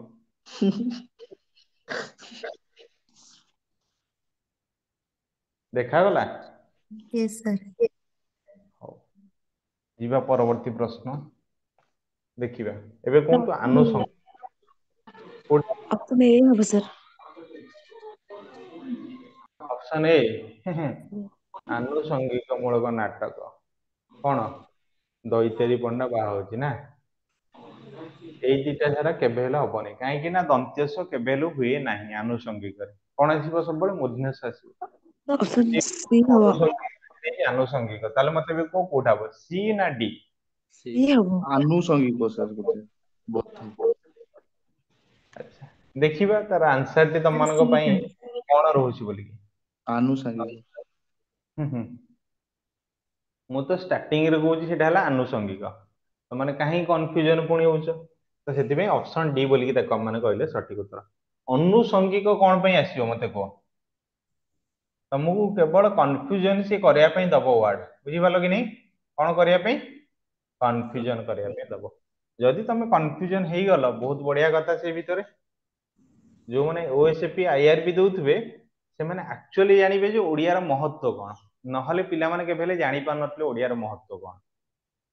ସବୁବେଳେ ପିଲାମାନେ ଭାବନ୍ତି ହଁ ଓଡିଆ ଗୋଟେ ପାଠ, ତାକୁ କିଏ ପଢିବ, ତାକୁ ଛାଡି ଦେଇକି ସମସ୍ତେ ପଳେଇ ଆସନ୍ତି। ଯୋଉମାନେ ଓଏସପି ଆଇଆରବି ଫର୍ମ ପକେଇଥିବେ ଆଉ ଯୋଉମାନେ ଏକ୍ଜାମ ଦେଇଥିବେ, ସେମାନେ ଜାଣିଥିବେ ଆକ୍ଚୁଆଲି ଓଡିଆର ମହତ୍ବ କଣ।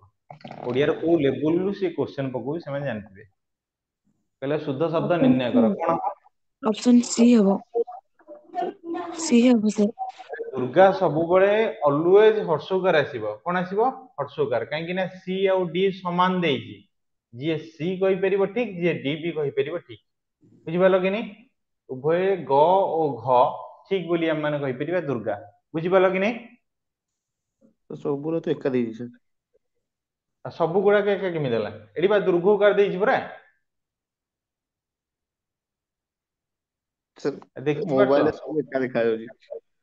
ହଁ ମୋବାଇଲରେ ସବୁ ଏକା ଦେଖାଯାଉଛି। ଦେଖ ମୁଁ ତୁମକୁ ଲେଖି ଦଉଛି, ଏଠି କଣ ଦେଇଛି ହେଲା, ଦୁର୍ଗା। ଏ ବି ମଧ୍ୟ ଦୁର୍ଗା ଦେଇଛି ଏମିତି ହେଲା। ଠିକ ଅଛି। କିନ୍ତୁ ତମକୁ ହର୍ଷଉକାର ଦେଇଛି ଦୁର୍ଗା।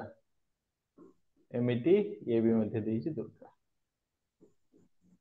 ଏଟା ଆକ୍ଚୁଆଲି ହ୍ୱାଇଟ ର କରିବା କଥା ବ୍ୟାକଗ୍ରାଉଣ୍ଡ ଟା। ମୁଁ ଆକ୍ଚୁଆଲି ମାନେ ଟିକେ ସ୍ପିଡଲି ପଳେଇ ଆସିଛି। ମୋ ଲାପଟପ ବି ଆଣିନି, ନହେଲେ ଏଟାକୁ ବି ମଧ୍ୟ ମୁଁ କରିଦେଇଥାନ୍ତି। ବୁଝିପାରିଲ କି ନାଇଁ? ଅପସନ ସି ଆଉ ଡି ଏମାନଙ୍କ ଭିତରେ ହବ କଣ ଲେ ସଠିକ ବୋଲି କହିପାରିବା। କିଏ ଜଣ ତମମାନଙ୍କ ଭିତରୁ କଟିଗଲେଣି କଣ ପାଇଁ? ଦେଖ ପରବର୍ତ୍ତୀ ପ୍ରଶ୍ନ କହିଲା ଖୁଣ୍ଟା ଦେବା, ଉକ୍ତ ରୂଢିଟିର ପ୍ରକୃତ ଅର୍ଥ ନିର୍ଣ୍ଣୟ କର। ସାର୍ ଅପସନ ବି, ନିନ୍ଦା ଦେବା। କଣ କରିବ? ତାର ପ୍ରଶଂସା କରିବ? ଆଜ୍ଞା ଆପଣ ଆସନ୍ତୁ, ବସନ୍ତୁ, ଖାଆନ୍ତୁ, ପିଅନ୍ତୁ, ଅପସନ ବି ଯାଆନ୍ତୁ। ହବ। ନିନ୍ଦା ଦେବା, କଣ ହବରେ? ହୁଁ। ନିନ୍ଦା ଦେବା। ତମେ ଜଣକୁ ଖୁଣ୍ଟା ଦବ ମାନେ ତମେ ତା ବିଷୟରେ ନିହାତି ଭାବରେ କଣ କରିବ? ଏ ଘର ମାଉସୀ ସେ ଘର ପିଉସୀ ଚୁଗୁଲାମି କରୁଥିବ। ବୁଝିପାରିଲ କି ନାହିଁ? ନିନ୍ଦା ଦବ ମାନେ ଦୋଷ ଦବା ନୁହେଁ, ତାକୁ କଣ କରିବ ରେ ନିନ୍ଦା ଦବ ବୋଲି କହିପାରିବା। ପରବର୍ତ୍ତୀ ପ୍ରଶ୍ନ କହିଲା ପିଇବାରେ ଇଚ୍ଛା।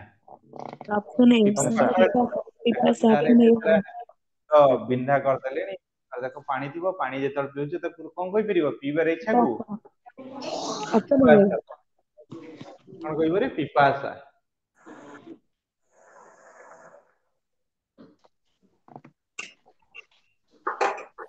ପରବର୍ତ୍ତୀ ପ୍ରଶ୍ନ କହିଲା ହତ୍ୟା କରିବାରେ ଇଚ୍ଛା। ଆଚ୍ଛା ଜଣକୁ ତମେ ଜିଜ୍ଞାସୁ ଯଦି ନା ହାଣିବା ନା ପାଇଁ ଇଚ୍ଛା ଜିଘାସା କରିଛ, ଅପସନ ବି ହବ। ଜିଘାସା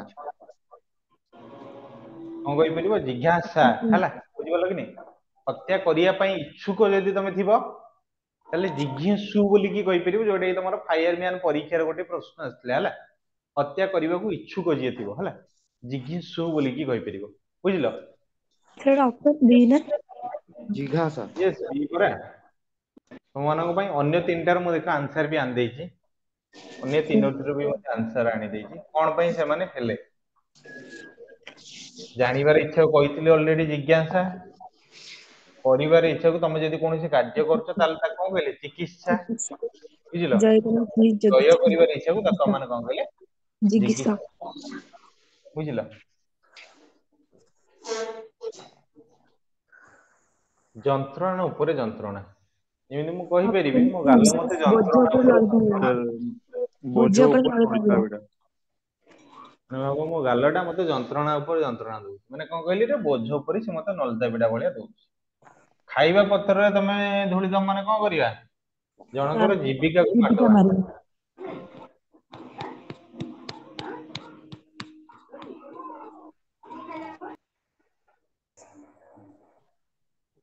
କଟା ଘାରେ ଚୂନ ଦବା ମାନେ ଦିଦି କଟା ଘାରେ ଚୂନ ଦବା ମାନେ କଣ? କଳା କନା ବୁଲେଇବା ମାନେ ସର୍ବସ୍ୱ ସର୍ବସ୍ୱ ଲୁଟି ନେବା। ସର୍ବସ୍ୱ ଲୁଟି ନବା। କଟା ଘାରେ ଚୂନ ଦବା ମାନେ କଣ? ଅପସନ ମନେ ନାହିଁ ସାର୍ ଭୁଲି ଯାଇଛି ନୁହେଁ। ବଢିଆ ଅପସନ ଜିନିଷ। କହିବା କଣ? କଟା ଘାରେ ଚୂନ ଦବା ମାନେ ଏକ ମାନେ କଣ କହିପାରିବା? କହିପାରିବା ବୋଝ ଉପରେ ଇଏ ଯେମିତି ନଳିତା ବିଡା ହେଲା କଣ? ନା ଯନ୍ତ୍ରଣା ଉପରେ ଯନ୍ତ୍ରଣା। କଟା ଘାରେ ଚୂନ ଦବା ମାନେ କଣ କହିଲେ ରେ? ଆଚ୍ଛା ବୋଝ ଉପରେ ନଳିତା ବିଡା ତମ ମାନେ ମତେ ଇସ୍ ସାଲା ତମ ମାନେ ମତେ ବାୟା କରିଦେଇଛ ରେ ଏଠି। କଟା ଘାରେ ଚୂନ ଦବା ମାନେ ଯନ୍ତ୍ରଣା ଉପରେ ଯନ୍ତ୍ରଣା। ଆରେ ତୁମେ ମାନେ ମତେ ବୋଝ ଉପରେ ନଳିତା ବିଡା ମାନେ ଦୁଃଖ ଉପରେ ଦୁଃଖ। ମୁଁ ଆଉ ଦେଖିନି ମୁଁ କହିଲି ଆରେ ପିଲାମାନେ କଣ କହିଛନ୍ତି। ତାହେଲେ ତୁମ ମାନଙ୍କ ଉପରେ ଯଦି ଯିବ ଦୁଃଖ ଉପରେ ଦୁଃଖ ତାହେଲେ ତମ ମାନେ ବେକାଳ ବୁଡେଇ ଦବ ନୁହେଁ। ସାର୍ ଆମେ ମାନେ ତ ସେମିତି କହିନୁ ଆପଣ କାହିଁ ଆମ କଥାରେ ଯାଉଥିଲେ। କଟା ଘାରେ ଚୂନ ଦବା ମାନେ ଯନ୍ତ୍ରଣା ଉପରେ ଯନ୍ତ୍ରଣା। ବୋଝ ଉପରେ ନଳିତା ବିଡା ମାନେ ଦୁଃଖ ଉପରେ ଦୁଃଖ। ସାର୍ ଏଇଟା କେମିତି ହେଲା ଭାବୁଥିବ ନା? ଏଇଟା ହିଁ ତାର ଆକ୍ଚୁଆଲି ଅର୍ଥ। ତମେ ମାନେ ଟିକେ ହଡବଡ ରେ ଆନ୍ସର ଦେଇଦେଲ ଯାହାକି ମୁଁ ତମ ମାନଙ୍କ ସହିତ ସମର୍ଥନ କରିଦେଲି। ବୁଝିପାରିଲ କି ନାଇଁ? ଦେଖ କଟା ଘାରେ ଚୂନ ଦବା ମାନେ ଯନ୍ତ୍ରଣା ଉପରେ ଯନ୍ତ୍ରଣା। ବୁଝିଲ କି ନାଇଁ? ହାତ ଅଳସେ ନିଶ ବଙ୍କା। ଅଳସୁଆ ଏଇଟା ଅଳସୁଆ କଣ ହବ? ଅଳସୁଆ ଦୁଃଖ ପାଏ। ଅଳସୁଆ ଦୁଃଖ ପାଏ। କାହିଁକି ନା ଏଇଟା ଦେଇଦେଇଛି ତମକୁ ଚାରିଟା ଅପସନ ସେଇଭଳିଆ ସାଙ୍ଗେ ସାଙ୍ଗେ କହିଦେଲ ନୁହେଁ। ଆଚ୍ଛା ହଉ ତମମାନଙ୍କ ପାଇଁ ଗୋଟେ ଦିନ ରୁଢିର କେବେ ଗୋଟେ ଦେଖିକି 200ଟା କୋଶ୍ଚିନ୍ ଆଣିବି ତମ ମାନେ ଦେଖିଆ କରିବ। କଷ୍ଟ କଲେ କୃଷ୍ଣ ମିଳେ ଏହି ଲୋକବାଣୀଟି କେଉଁ ଅର୍ଥରେ ପ୍ରକାଶ ଅପସନ କରାଯାଏ? ବି। ଅପସନ ଏ ସାଧନା ସିଧିର ମୂଳ। ଏ ସାଧନା ହିଁ ସିଦ୍ଧିର ମୂଳ ବୋଲି କହିପାରିବା। ପରବର୍ତ୍ତୀ ପ୍ରଶ୍ନ ଆସିଲା ଓଧ ସାଙ୍ଗରେ ଅପସନ ବଣ ବି। ଭୁଆ ବାହାରେ। ସମର୍ଥ ଲୋକ ସହିତ ଅସମର୍ଥ ଲୋକ ବାଉଳା ହୁଏ। ଗୋଟିଏ ଭଲ ଲୋକ ସହିତ ଆଉ ଗୋଟିଏ କୋଉ ଲୋକ ଆସିବ ଅସମର୍ଥ ଲୋକ ମାନେ ଖରାପ ଲୋକ ଭଳିଆ ସେମାନେ ବାଉଳା ହେବେ। ମିଶିକି ଦି ଜଣ ସେଟା। ପରବର୍ତ୍ତୀ ପ୍ରଶ୍ନ କହିଲା ଢୋକେ ପି ଦଣ୍ଡେ ଜୀ। କଷ୍ଟେ ମଷ୍ଟେ ଚଳିବା ଅପସନ ଡି। କଷ୍ଟେ ମଷ୍ଟେ ଚଳିବା ବୁଝିଲ କି ନାଇଁ? ପରବର୍ତ୍ତୀ ପ୍ରଶ୍ନ କଲେ ଘୁଷୁରୀକୁ ପାଚିଲା କଦଳୀ। ମାନେ ଅଯୋଗ୍ୟ ବ୍ୟକ୍ତି ପାଇଁ ଉନ୍ନତ ପରିଚର୍ଯା। ଅପସନ ଏ ସାର୍। ଆରେ ଏଇଭଳିଆ ପ୍ରଶ୍ନ କଣ ଆଉ ପରୀକ୍ଷାରେ ଆସୁଛି ରେ ବାବା ବେଳେ ବେଳେ ଗୋଟେ ହେଲା। କହିଲେ ପେଟ ପୋଷ ନାହିଁ ଦୋଷ। ଅପସନ ଏ। ବଞ୍ଚିବା ପାଇଁ କୌଣସି ବୃତ୍ତି କରାଯାଏ। ବଞ୍ଚିବା ପାଇଁ କୌଣସି ବୃତ୍ତି କରାଯାଇପାରେ। ହେଇପାରେ ତମମାନେ ବି ମଧ୍ୟ କାହାକୁ ଖଲାସ ବି ମଧ୍ୟ କରିଦେଇପାର, କିନ୍ତୁ ଯେକୌଣସି କରାଯାଇପାରେ। ଅଠା କାଠିରେ ପଡିଆ ମାନେ କଣ କହିଲା? ସୁବିଧାରେ ପଡିବା। ଅସୁବିଧାରେ ପଡିବା। ଅପସନ ବି। ଆପଣାର ସତୁକ ଆଚରଣ କରିବା କଣ ହବ ରେ? ଆପଣ ଲୋକ ସତୁକ ଆଚରଣ କରିବା। ନିଜ ଲୋକ ହିଁ ଆପଣ ଲୋକ ସତୁକ ଆଚରଣ କରିବା। ଆ ବଳଦ ମୋତେ ବିନ୍ଧ। ଆ ବଳଦ ମତେ ସାଜ। ବିପଦ ଡାକି ଆଣିବା। ଆ ବଳଦ ମତେ ବିନ୍ଧ। ସାମାନ୍ୟ ଜ୍ଞାନ ପ୍ରୟୋଗର ପରିମାଣ କଣ କହିପାରିବା? ଅତି ଅଳ୍ପ ବିଦ୍ୟା ବିଦ୍ୟା ଭୟଙ୍କର। ଭୟଙ୍କରୀ। ଅଭିଜ୍ଞତାରୁ ସତର୍କ ଲାଭ ମାନେ କଣ? ଅନ୍ଧ ଥରେ ବାଡି ସତ୍ୟ ହଜାଏ। ଅନ୍ଧ ଅନ୍ଧ ଥରେ ବାଡି ହଜେଇଲେ ସିଏ ତାପରେ ଅଭିଜ୍ଞତା ପାଇବନି କି? ମୁଁ ଏଇ ଲୋକଟା ସହିତ ଯାଇଥିଲି ବୋଲିକି ସେକେଣ୍ଡ ଟାଇମ ଗଲିନି। ଏଇଟା ବହୁତ ଅର୍ଥରେ ଅଛି, ମୁଁ କିନ୍ତୁ କହିବିନି, ଟେନସନ ନିଅନି। ମୁଁ ବହୁତ ବଢିଆ ପିଲା, ତମମାନଙ୍କୁ କିଛି କହିବିନି।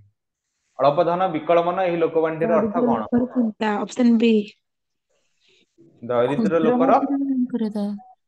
ଦରିଦ୍ର ଅପସନ ଲୋକର ଚିନ୍ତା। ଭୟଙ୍କରତା ମାନେ ଛୋଟ ସାପର ବଡ ବିଷ। ଅଳପ ଧନକୁ ନେଇ ଭାବିବା, ଅଳପ ଧନ ବିକଳ ମନ। ବି ହବ। ଅତି ସାମାନ୍ୟ ନାଇଁ ବା ଅତି ଅପସନ ବି ହବ। ବି ଦରିଦ୍ର ଲୋକର ଚିନ୍ତା। ଦରିଦ୍ର ଲୋକର ଚିନ୍ତା ବୋଲି କହିପାରିବା।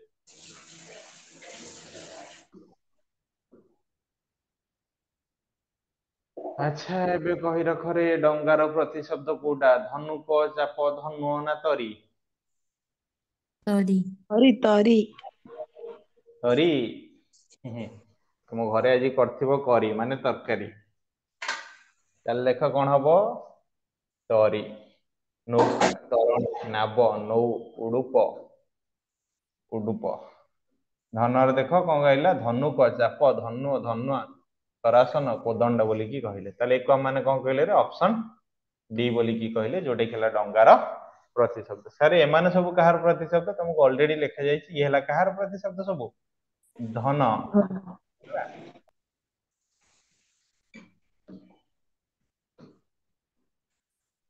ଆଚ୍ଛା ମତେ ଏବେ ସମସ୍ତେ କୁହ, ଭିନ୍ନାର୍ଥ ଧର୍ମୀ ଶବ୍ଦଟିକୁ ଚିହ୍ନ। ବ୍ରତତୀ, ପଦ୍ମାଳୟା, ଇନ୍ଦିରା, ଲୋକମାତା। ଲୋକମାତା। କଣ ହବ? ଇନ୍ଦିରା ହବ। ଇନ୍ଦିରା। ସେ ତମ ବାଡିରେ ରହୁଥିବେ ନା?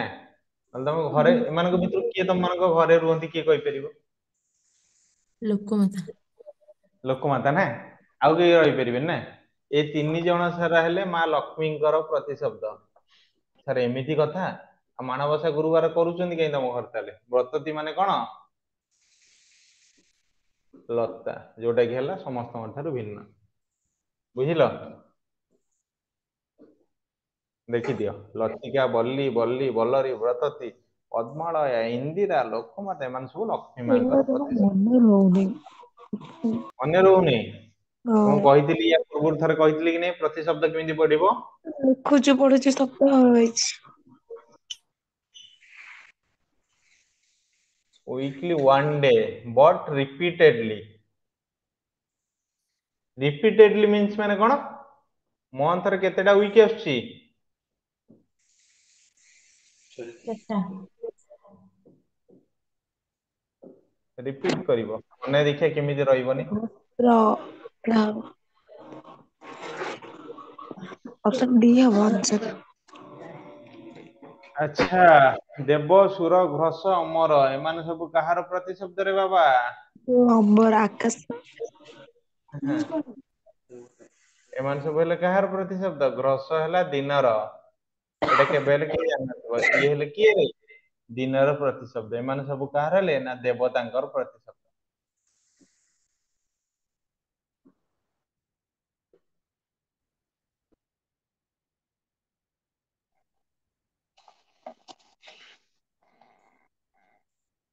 ଅପସନ ଡି ହବ। ଭୂତଳ, ଅବନୀ, ବସୁଧା ମାନେ ପଳେଇଲେ କ୍ଲାସ ଭଲ ଲାଗିଲାନି କି? ଡି ହବ।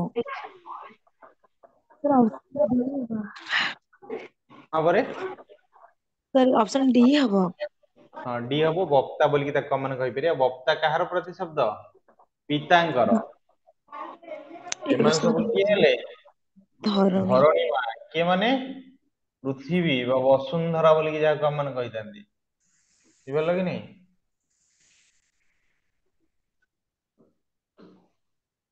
sir how will I get this PDF? ଯଦି ତମମାନେ ମୋ ସହିତ ଯୋଗାଯୋଗ କରିବ ତାହେଲେ ମୁଁ ଦେଇଦେବି। ଭିନ୍ନାର୍ଥ ଧର୍ମୀ ଶବ୍ଦଟିକୁ ଅପସନ ଡି ଗହନ ଅରଣ୍ୟ ଅଟବୀ ସରଣୀ। ତ କଣ ହବ?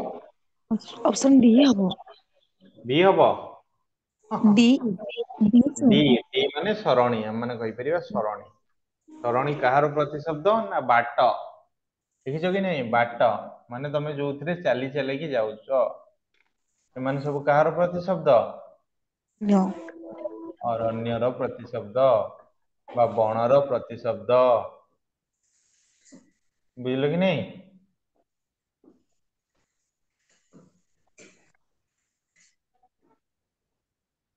ଚନ୍ଦ୍ର ସଦୃଶ ମୁଖ ମାନେ ତମର ଚନ୍ଦ୍ର ଭଳିଆ ମୁଖଟା, ତାହେଲେ କଣ ହବ?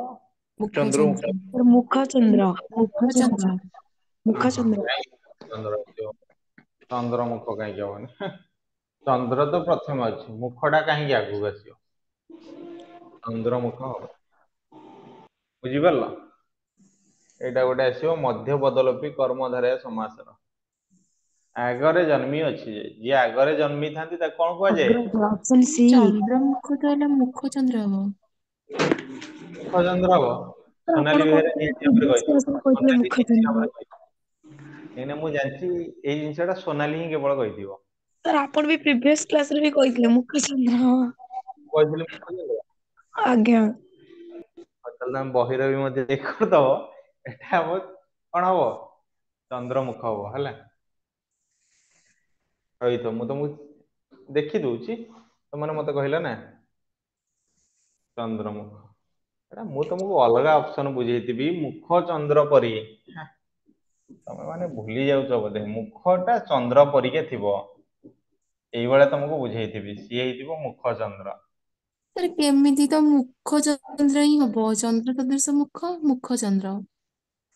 ଚନ୍ଦ୍ର ସଦୃଶ ମୁଖ, ଏଟା ଦେଖିବ କର୍ମଧାରୟ ସମାସରେ ଦେଖିବ ମଧ୍ୟ ପଦଲୋପୀ କର୍ମଧାରୟ ସମାସ। ବୁକ୍ ଖୋଲିଦବ, ଖୋଲିକି ବି ମଧ୍ୟ ଚେକ୍ କରିବ। ଚେକ୍ କରିସାରିଲା ପରେ ମୋ ନମ୍ବର ଥିବ, ନିହାତି ଭାବରେ ମେସେଜ କରିଦବ, ସାର୍ ଆପଣ ଯୋଉଟା କହିଥିଲେ ସେଇଟା ସାର୍ ପୁରା ଭୁଲ, ତାପରେ ମୁଁ କହିଦେବି ହେଲା। ବୁଝିଲ? ବୁଝିଲ କି ନାଇଁ? Option C. ନା ଆଜ୍ଞା ସାର୍। ତମମାନେ ମତେ ଲାଗୁଛି ତମମାନଙ୍କୁ ମୋ କ୍ଲାସେସ୍ ଭଲ ଲାଗୁନି, ନେକ୍ସଟ କ୍ଲାସ କୁ ଆଉ ଆସିବାନି। ଆଗରେ ନାଇଁ ଜନ୍ମି ଆସିବେ। ଆଗରେ ଜନ୍ମି ଅଛି ଯେ ଅଗ୍ରଜ, ଆଜ୍ଞା। ତାହେଲେ କହିଲା ପଛେ ଜନ୍ମି ଅଛି ଯେ, ତାକୁ ଆମେ ମାନେ କଣ କହିପାରିବା? ପଛ ଅନୁଜ ହେଲା। ମନେ ରଖ, ଯିଏ ଆଗରେ ଜନ୍ମିଥାଏ ଅଗ୍ରଜ, ଯିଏ ପଛରେ ଜନ୍ମ ହେଇଥାଏ ଅନୁଜ। ଅନୁଜ। ଆଚ୍ଛା, ଏମାନଙ୍କ ଭିତରୁ କିଏ ହବ ଶତ୍ରୁଘ୍ନର ସଠିକ ଶୁଦ୍ଧ ଶବ୍ଦ? Option D. C sir.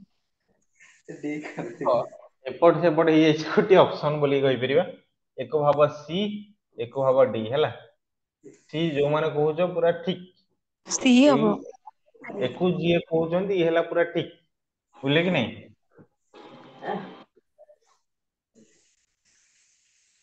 କହିଲା କେଉଁଠି ଶୁଶ୍ରୂଷା ଶବ୍ଦର ତାର କୁହନ୍ତୁ ଇଏ ଅପସନ ଏ କଣ ସାର୍ ହବ? ଅପସନ ଏ ଯେତିକି ଜଣ କହୁଛନ୍ତି ଠିକ କହୁଛନ୍ତି ଆପଣ ମାନେ, ବୁଝିଲେ? ତାପରେ କହିଲେ ଆଶୀର୍ବାଦ ଶବ୍ଦ ନିର୍ଣ୍ଣୟ କର, କୋଉଟା ଉପରେ ଆଶୀର୍ବାଦ? ସାର୍ ଅପସନ ଏ ସାର୍। ଅପସନ ନାଇଁ ଏ ବି ଅପସନ ବି ଯେତିକି ଜଣ ହବ। କହୁଛନ୍ତି ଠିକ କହୁଛନ୍ତି ହେଲା। ଅପସନ ବି ବି ହବ? ଆଜ୍ଞା। ସୋନାଲି କହୁଛ? ସାର୍ ଅପସନ ବି ସାର୍। ସାର୍ ଅପସନ ବି ହବ।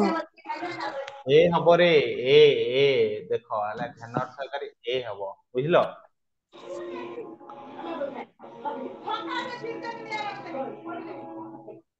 ତାପରେ କହିଲା ଉଯାପନ କିସ ହବ ହେଲା। ଅପସନ ଏ ସାର୍। ଉଯାପନ ଟା କଣ ହବ?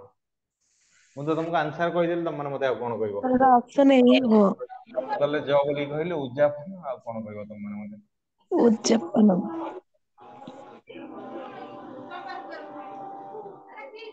ଆଚ୍ଛା, କୋଉ ପୂର୍ବର୍ଣ୍ଣ ଟା କଣ ହବ ରେ? ଅପସନ ବି। ଏ। ବି ସାର୍। ମନେ ରଖନ୍ତୁ ପୂର୍ବାହ୍ନ, ସାର୍ ଅପସନ ବି। ଅପରାହ୍ନ, always ମୁଧ୍ୟଣ ଆସିବ ହେଲା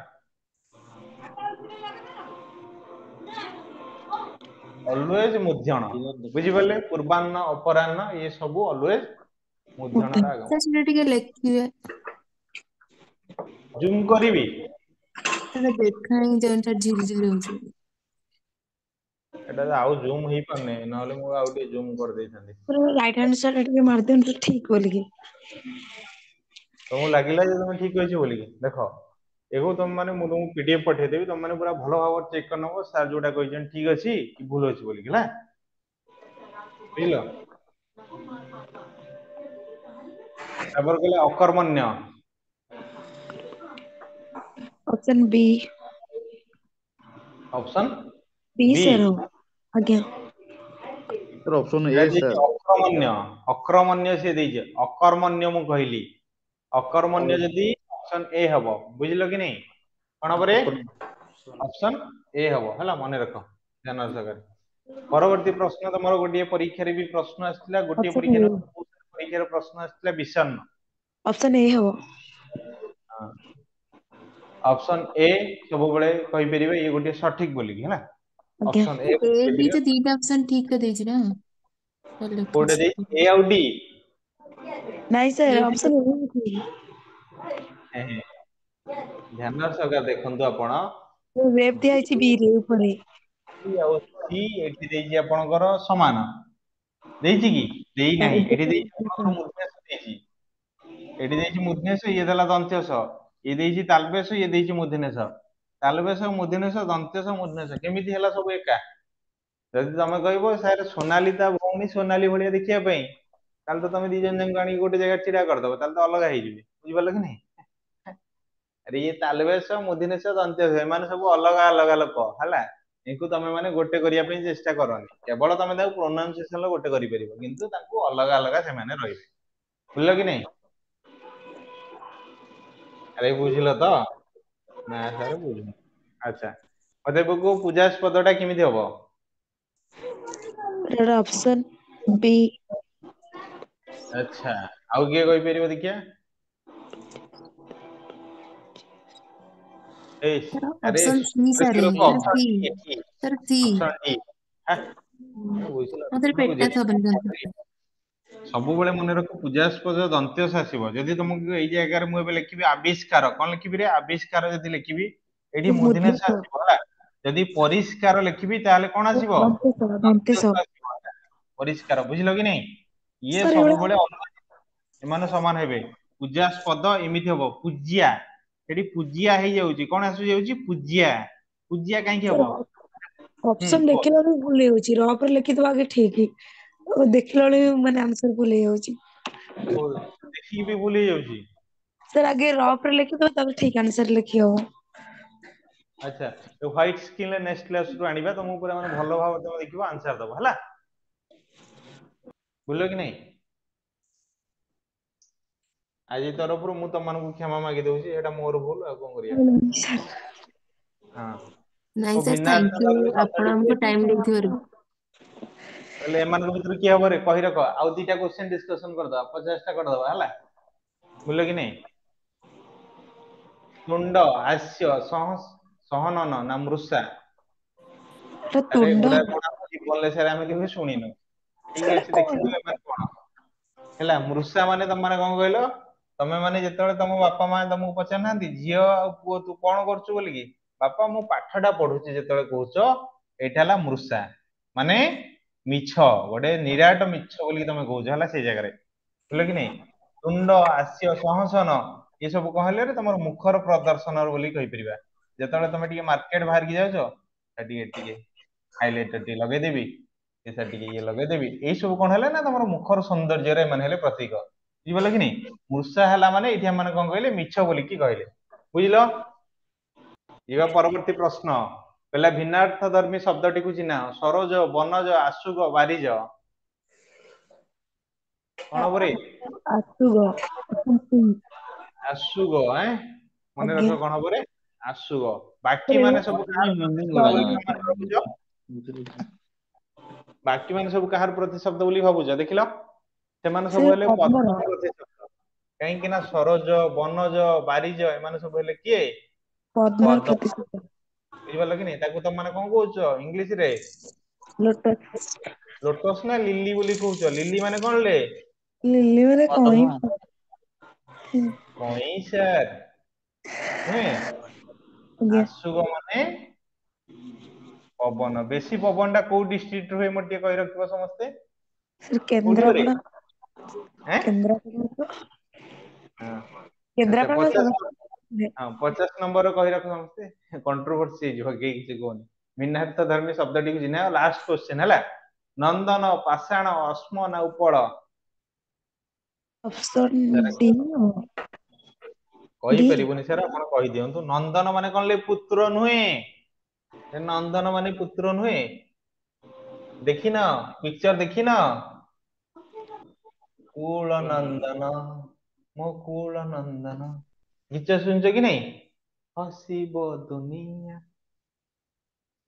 ସାର୍ ଆପଣ କଣ ଗୀତ ବୋଲିଦେଲେ? ଭୁଲରେ ବୋଲିଦେଲି। ବୁଝିପାରିଲ କି ନାଇଁ? ଏ ସବୁ କଣ ହେଲେ ରେ? ପଥରର ପ୍ରତିଶବ୍ଦ ବୋଲି କି କହିଲେ। ବୁଝିଲ କି ନାଇଁ? ଅପସନ ଏ ହେଲା ସେମାନଙ୍କ ଠାରୁ ଭିନ୍ନ। ବୁଝିଲ କି ନାଇଁ?